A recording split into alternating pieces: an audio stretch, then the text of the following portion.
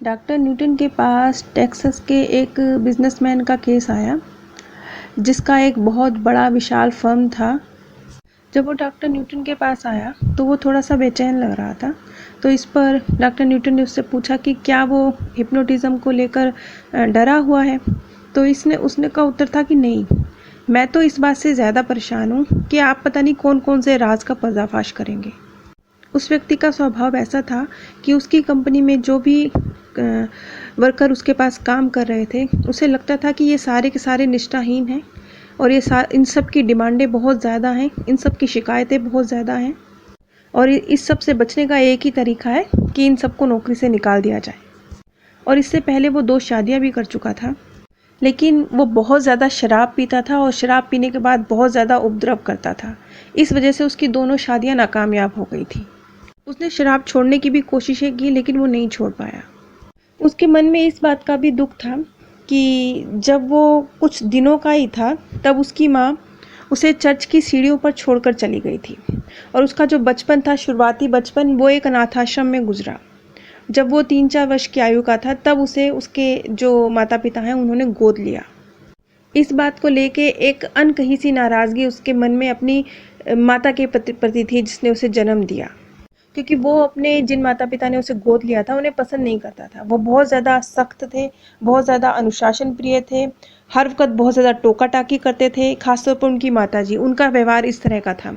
तो क्योंकि उसके माता पिता का व्यवहार बहुत ज़्यादा अनुशासन प्रिय था तो वो इस बात को लेकर अपने जिन माता पिता ने गोद लिया था उनसे भी शिकायत करता रहता था और उनको वो बहुत जल्दी, जब वो टीन एज में ही था तब घर छोड़ के भाग भी गया था, क्योंकि उसके माता पिता का इस तरह का व्यवहार वो झेल नहीं सकता था। स्टीव ने बताया कि उसे ऐसा लगता है जैसे उसका खुद पर से नियंत्रण खत्म होता जा रहा है।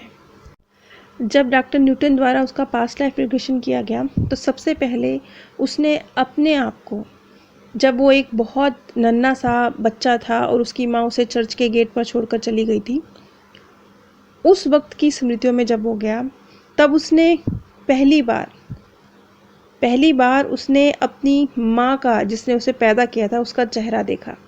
उसके एग्जैक्टली शब्द थे कि मैं एक टोकरी में हूँ और मैं नीले रंग के एक बदरंग से कंबल में लिपटा हुआ हूँ और मुझे एक पायदान पर रखा जा रहा है। ये पायदान बहुत ठंडा है। ये टेक्सास का एक चर्च है। उसकी माँ उसके ऊपर झुकी हुई है और वो उससे विदा ले रही है। उसकी आंखों से आंसू निकल रहे हैं और वो आंसू उस बच्चे के गालों पर गिर रहे हैं और वो औरत अपने बच्चे को इस तरीके से छोड़ के जाने के लिए मजबूर है क्योंकि इस बच्चे के पिता से उसकी शादी नहीं हुई है और उसके बच्चे का पिता पहले से ही शादीशुदा है। उसके पास धन नहीं है कि वो इस बच्चे का सही से पालन पोषण कर सके और ना ही वो इस बच्चे के पिता से विवाह कर सकती है। आगे डॉक्टर न्यूटन ने कहा कि तुम आंखें खोलकर अपनी माँ की तरफ देखो। जब उसने अपनी माँ की तरफ देखा तो उसका गला रुंध गया। उसने कहा कि लहराते काले बाल, बहुत खूबसूरत। मैं उस तक पहुंचकर उसके मुख को स्पर्श कर रहा हूँ। वो मुझे चूम रही है, बहुत कोमलता से, बहुत सौम्यता से, और मुझे इस तरीके से छोड़ते हुए उसका दिल फटा जा रहा है। और जाते जाते उसने कहा, तुम्हारा लाभ इसी में है कि मैं तुम्हें छोड़ दूँ। मैं तुम्हें मजबूरन छोड़ रही हूँ क्योंकि मेरे पास पैसे नहीं हैं कि मैं तुम्हारी देखभाल कर सकूं, लेकिन मैं तुमसे बहुत प्यार करती हूँ और हमेशा करती रहूँगी। जब उसने अपनी माँ के मुंह से ये लफ्ज़ सुने तो स्टीव के मन में जो एक नफ़रत थी अपनी बायोलॉजिकल मदर के प्रति कि उन्होंने उसका त्याग कर दिया, वो ख़त्म हो गई। उसे समझ आया कि उसकी माँ ने बहुत मजबूरी में उसका त्याग किया था, वो करना नहीं चाहती थी। आगे डॉक्टर न्यूटन ने कहा कि अब तुम अपनी माँ की इस छवि को हमेशा अपने मन में बनाए रखना और इस बात को याद रखना कि वो तुमसे प्यार करती है और करती रहेगी। अब वक्त में थोड़ा आगे जाकर उसने देखा कि जो उसके माता पिता जिन्होंने उसको गोद लिया है वो बहुत ज़्यादा अनुशासन प्रिय व्यक्ति हैं। वो हर बात के लिए उसे दोषी ठहराते हैं, बहुत ज़्यादा उसे नियंत्रण में रखते हैं, अनुशासन में रखते हैं और उसकी माँ को बहुत ज़्यादा नियंत्रण में रखने की और ताने मारने की भी बच्चे को आदत है। और उसे लगता है कि उसके माता पिता ये सब उसके साथ इसलिए करते हैं क्योंकि वो उनका गोद लिया बच्चा है। अगर वो उनकी अपनी संतान होता तो वो उसके साथ ऐसा ना करते। फिर एक बर्थ और पीछे जाकर जब स्टीव ने देखा तो उसने देखा कि वो एक बहुत बड़े मंदिर का पुरोहित है, एक ऐसा बड़ा व्यक्ति जो एक तरह से पूरे गांव को कंट्रोल में करता है। और गांव में अकाल का वक्त है, खाने पीने की बहुत तंगी है, तो सारा राशन उसके अंडर है और वो फैसला लेता है कि सब लोगों को इक्वल राशन बटे। आगे उसने देखा कि वो मंदिर की सीढ़ियों पर खड़ा है और एक औरत है जो सिर झुकाए बस एक दया की दृष्टि से उसे देख रही है और सिर झुकाए ज़मीन पर बैठी है। वो औरत और कोई नहीं थी, वो औरत उसकी वही माँ है जिसने उसे जन्म दिया है और जन्म देने के बाद वो उसे चर्च के बाहर छोड़कर चली गई है। और उस औरत के ऊपर ये आरोप है कि उसने जो अनाज गृह था जहाँ पे अनाज स्टोर किया गया था उसके ताले तोड़े और गरीब लोगों में अनाज बंटवा दिया। ये किया तो उसने अपनी तरफ से अच्छा कार्य था, लेकिन उस समय पर यह अपराध था कि एक पुरोहित जिसके अंडर में सारा अनाज है उसके हाथों से एक तरह से उसने चोरी करी थी। पुरोहित का कहना था कि बहुत सारे लोग भूखमरी से मर रहे हैं तो अनाज का सही वितरण होना जरूरी है, इस तरीके से अनाज को नहीं बांटा जा सकता। और इस वजह से उसने उस महिला को फांसी की सज़ा सुनाई। वो चाहता तो वो उस औरत को उम्र कैद की सज़ा भी दे सकता था, फांसी से बचा सकता था, लेकिन उसे लगा कि आज ये गलती इसने करी है, कल ये गलती, ये तो एक तरह से उसके खिलाफ बगावत जैसा है, तो लोगों को एक मैसेज जाना चाहिए कि इस बगावत की सज़ा मौत है। यकीनन और भी कम संबंध रहे होंगे उसकी बायोलॉजिकल मदर और स्टीव के बीच में, लेकिन वो निकलकर सामने नहीं आए। शायद उनके निकलने की आवश्यकता भी नहीं थी, क्योंकि फ़िलहाल तो अपनी बायोलॉजिकल मदर के प्रति जो स्टीव के मन में गुस्सा था वो धुल चुका था। और जब उसने आत्मा लोक में अपने आप को नियति के घेरे में देखा, तब उसने देखा कि उसकी माँ का उसको चर्च की सीढ़ियों पर छोड़ के जाना और उसके बाद उसके माता पिता का उसको गोद लेना, ये सब कुछ नियति में तय था। और ये वो जानता था कि ये उसकी, मतलब जब उसने नियति के घेरे में अपने लिए शरीर चुना था तब उसे पता था कि ये होगा।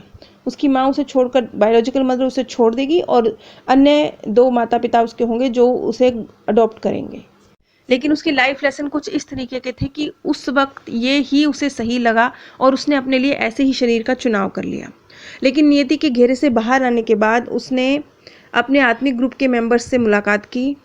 उसने बताया कि उसके सामने और दूसरे शरीरों के भी ऑप्शन थे, लेकिन उसे यही सबसे ज़्यादा सही लगा। नीति के घेरे से बाहर आने के बाद उसने जो उसके और आत्मिक ग्रुप के मेंबर्स थे, जो और भी जो उसके दोस्तों के रूप में उसके साथ इस जीवन में आने वाले थे, उनके साथ चर्चा करी, अपनी शक्तियों की, अपनी कमज़ोरियों की, अपनी सफलताओं की, अपनी असफलताओं की, सबके विषय में चर्चा करी। क्या लेसन है, क्या सीखना है, किस तरीके से सीखना है, कैसा शरीर लेना है, वो क्या करने जा रहा है, इन सब के बारे में उसने अपने आत्मिक ग्रुप के मेंबर्स के साथ चर्चा की। और नियति के घेरे से बाहर आने के बाद उसकी मुलाकात उन आत्माओं से भी हुई जो उसी के साथ इसी धरती पर रोल प्ले करेंगी, यानी उसके इस बर्थ के माता पिता जिन्होंने उसे अडॉप्ट किया है, उनसे भी उसकी मुलाकात हुई।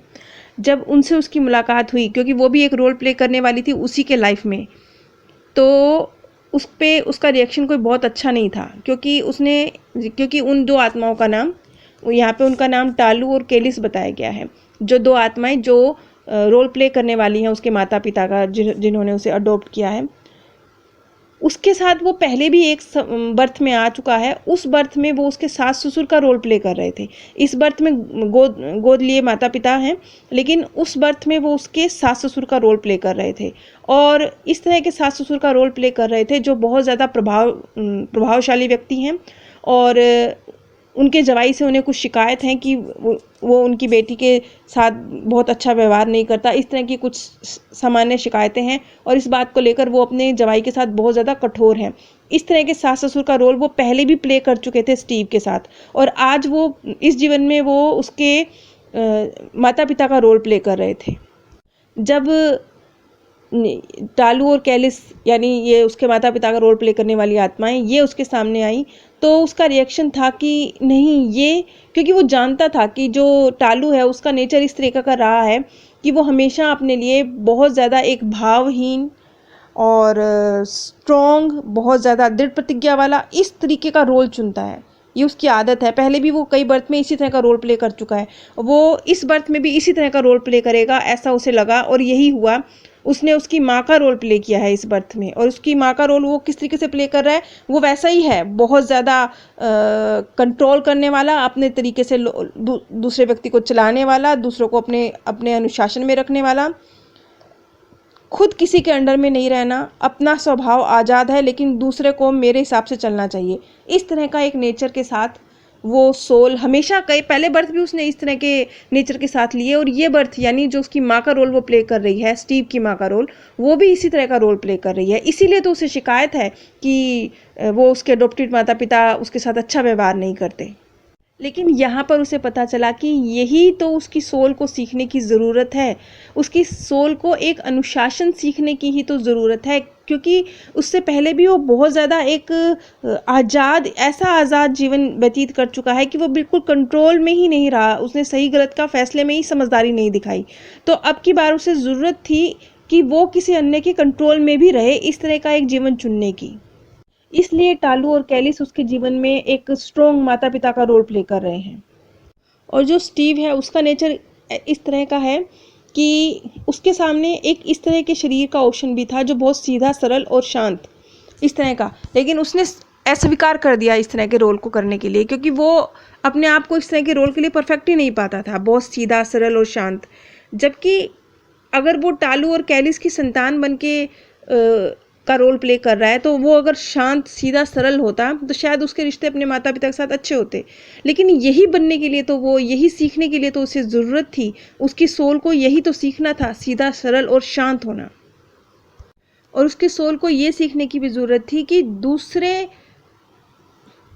का प्रभाव अपने ऊपर उस सीमा तक पड़ने देना कि वो तुम्हें नुकसान ना पहुंचा सके। ये भी एक सबक उसने सीखना था कि उसके माता पिता जो उसके ऊपर कंट्रोल रख रहे हैं, वो उनके कंट्रोल को एक पॉजिटिव तरीके से ले और अपनी लाइफ को एक स्मूथ तरीके से चलाए, सही तरीके से बैलेंस करे, इस तरीके से नहीं कि वो इतना ज़्यादा उनके जो कंट्रोल करने का नेचर है उसको अपने ऊपर इतना ज़्यादा ले ले कि उसका खुद का जो व्यवहार है वो दब जाए, वो पूरी तरह से अपने माता पिता के वश में आ जाए। उसे इस तरह का भी नहीं बनना है, उसे एक बैलेंस क्रिएट करना सीखना था। इसीलिए टालू और कैलिस इस बर्थ में उसके मम्मी पापा का रोल प्ले कर रहे हैं। इस सारे केस से, स्टीव के केस से ये समझ में आता है कि जीवन में बहुत सारी घटनाएं जो घट रही हैं वो हमने नियति के घेरे में देखी हैं, वो हमारे लिए तय हैं, लेकिन उनसे अब हम कितना सीख पाते हैं, अपने अंदर कितने पॉजिटिव परिवर्तन ला पाते हैं, ये हमारा काम है। ये अब हमारा एक तरह से जो पाठ था उससे जो सीख है वो निकालनी है। अब जैसे स्टीव के मामले में उसके माता पिता एक लेसन दे रहे थे उसे बहुत ज़्यादा अनुशासन में रख के, अब उसे सीखना था कि किस तरीके से इसमें बैलेंस क्रिएट किया जाए और बहुत ज़्यादा जो वो आज़ाद प्रवृत्ति का था वो भी ना रहा जाए, और बहुत ज़्यादा एक दूसरे तुम पे अपना अनुशासन पूरी तरह से थोप के तुम्हारे व्यक्तित्व को ख़त्म कर दे, ये भी ना हो, एक बैलेंस क्रिएट हो। ये सीखना था स्टीव की सोल ने। तो बहुत सोच समझ के उसने ये रोल चूज़ किया था, इस तरह के माता पिता चूज़ किए थे। यहाँ तक कि जो उसकी माँ का रोल प्ले कर रही थी वो जानता था, वो आत्मा पहले भी इस तरह के रोल प्ले कर चुकी थी, इसी तरह के व्यक्तित्व के रोल प्ले कर चुकी थी, लेकिन उसके अपने लेसन थे। तो बहुत सोच समझ कर हम नियति के घेरे में अपने लिए रोल चूज़ करते हैं। हाँ, ये बात अलग है कि धरती पे आने के बाद क्योंकि हम भूल चुके होते हैं तो हमें सबसे शिकायतें होती हैं, ये गलत, ये सही, इसने मेरे साथ ऐसा किया, लेकिन हकीकत ये नहीं है। हकीकत है कि जिसने जो किया, अब आपको क्या सीख के उसमें से आगे बढ़ना है। अब किस तरीके से धरती पर आने की, जब सारे फैसले हो जाते हैं, धरती पर आने की तैयारी किस तरीके से होती है, इसका वर्णन मैं अगली कड़ी में करूँगी। नीचे डिस्क्रिप्शन बॉक्स में मैंने आप सभी के साथ अमेज़ॉन का लिंक शेयर किया है। अगर आप इस लिंक के माध्यम से कुछ भी परचेज़ करते हैं तो बिना कोई आर्थिक नुकसान उठाए भी आप इस ज्ञान के प्रसार में सहयोग दे सकते हैं और लाखों लोगों के मनों से निकलती सच्ची दुआओं के हकदार बन सकते हैं। अगर आपको ये वीडियोस समझने में मुश्किल लग रही हों तो मेरे second channel path of happiness, जिसका लिंक मैंने नीचे डिस्क्रिप्शन बॉक्स में दिया है, उस पर मैनी लाइफ मैनी मास्टर्स की सीरीज़ ख़त्म हो चुकी है और इस समय सेम सोल मैनी बॉडीज़ की सीरीज़ चल रही है और उसमें काफ़ी सरल तरीके से बात को एक्सप्लेन किया जाता है कहानियों के रूप में। अगर ये समझने में मुश्किल लग रही हो तो आप कृपया मेरे सेकंड चैनल पर एक बार ज़रूर विजिट कीजिए। आप सभी पर परमात्म सौंदर्य, प्रेम और आनंद सदैव बरसता रहे। आप सभी दिव्य परम धाम में स्थान प्राप्त करें। डॉक्टर न्यूटन के पास टेक्सास के एक बिजनेसमैन का केस आया